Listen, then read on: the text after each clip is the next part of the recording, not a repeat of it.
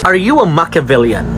A very tough final question coming from Professor Clarita Carlos. And I think this is one of the best questions I've heard in the history of Philippines presidential debates and interviews. At the same time, this is also where I could say Bongbong Marcos is so smart. If you go to the internet, ang karamihang makikita mong definition ng pagiging Machiavellian is something that marked by being cunning, duplicity, or bad faith, sabi ni Merriam-Webster Dictionary. But that's not entirely true, because the true definition of being a Machiavellian is about the principles of conduct laid down by Machiavelli sa isang libro na kanyang sinulat na ang title ay The Prince. Simplihan natin para mas maintindihan.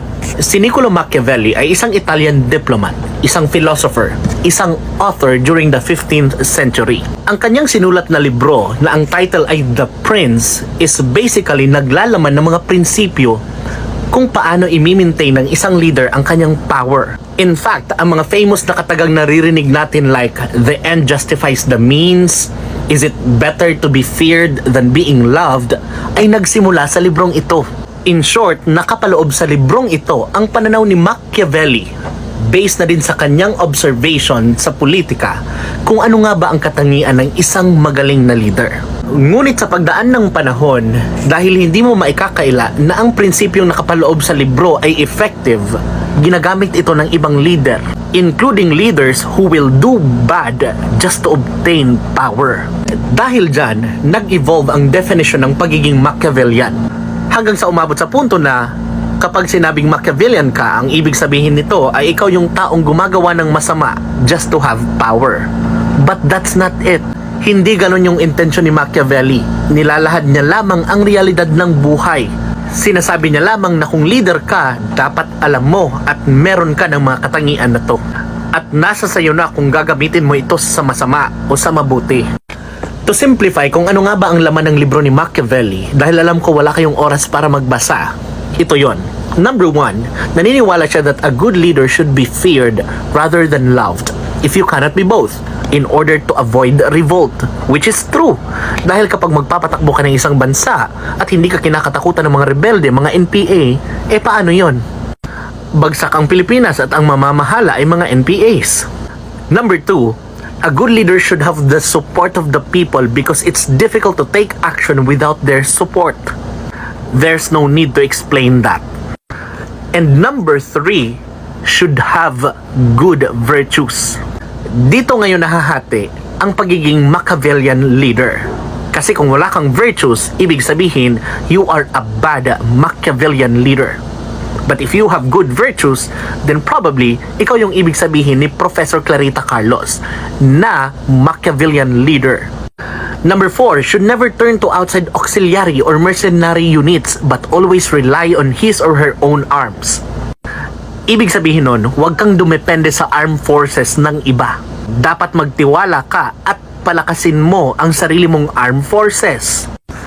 In the context of the Philippines, ibig sabihin, huwag kang magpauto sa US.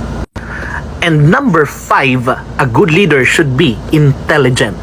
You see, ito yung mga prinsipyong nakapaloob sa libro ni Machiavelli na isinulat niya during the 15th century. And if we translate it in the modern times, we could say that a good leader is someone who is being respected by the people. Not necessarily being feared or being loved, but respected. Because the people know that this leader is intelligent enough and has good virtues to lead them.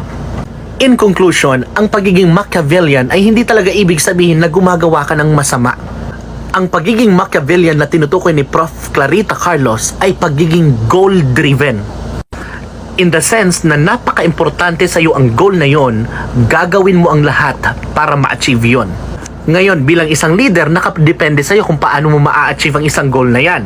Either gagawa ka ng mabuti o masama. Kaya mahalaga na ang isang leader ay mayroong good virtues. Now, this is the reason bakit ko sinabing Bongbong Marcos is so smart. Balikan natin ang tanong ni Professor Clarita Carlos. Unang katanungan ni Professor Clarita Carlos, are you an optimist or a pessimist? Ang sagot ni BBM, I am essentially an optimist, and the reason why I am optimist because when you talk about the country, we are optimists. I am optimistic because the biggest asset are the Filipino people. Second question, are you a high risk taker or a low risk taker? Ang sagot ni BBM, I tend towards the conservative only because a mistake will cause so much suffering to many people. In other words, you have to be very careful with the decisions you make, and it's not something you do offhand. You think about it very hard. And lastly, he answered the question, are you a Machiavellian? Ang unang sabi ni BBM, am I Machiavellian? Well, I've studied him quite thoroughly. Ibig sabihin, nabasa at napag-aralan niya ang libro ni Machiavelli. At dagdag pa niya, and I know very many Machiavellians in my life. That was a very safe answer. Ibig sabihin, alam din ni BBM na ang word na Machiavellian ay meron ng negative meaning and impression in the modern times. Kaya hindi siya sumagot agad if he is a Machiavellian or not. At clarify ni Professor Clarita Carlos ang ibig niyang sabihin. Sabi niya, it's a Machiavellian in terms of taking every means to produce an end, not the other Machiavellian, the bad Machiavellians. After hearing that clarification, nagdagdag ng sagot si BBM.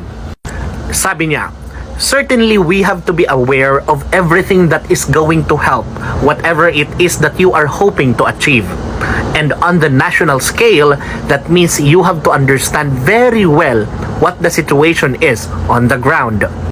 Dagdag niya, kailangan maging maingat. So I suppose, in the same sense, if these questions are related, it's a way of being careful and being very, very knowledgeable about what other things that come into play so that you will achieve success, whatever that success. However, you define that success. In that sense, I am a Machiavellian. And a clap for that. Dahil kung idudugtong mo ang tatlong sagot ni BBM, ang ibig sabihin, he is an optimist, conservative, Machiavellian. He answered the question perfectly, genuinely, intelligently. And yes, Machiavellian leadership has two sides. Either you're a bad leader or a good leader. And finally, BBM also mentioned that would satisfy the principle number 2, to have the support of the people. Sabi ni BBM, you talk to as many people as you can, and you make absolutely certain that you have done everything that you can possibly do to make whatever your plan is to make it work. Trusting the Filipino people, believing in them, being intelligent, having good virtues, that is something that a good leader should have.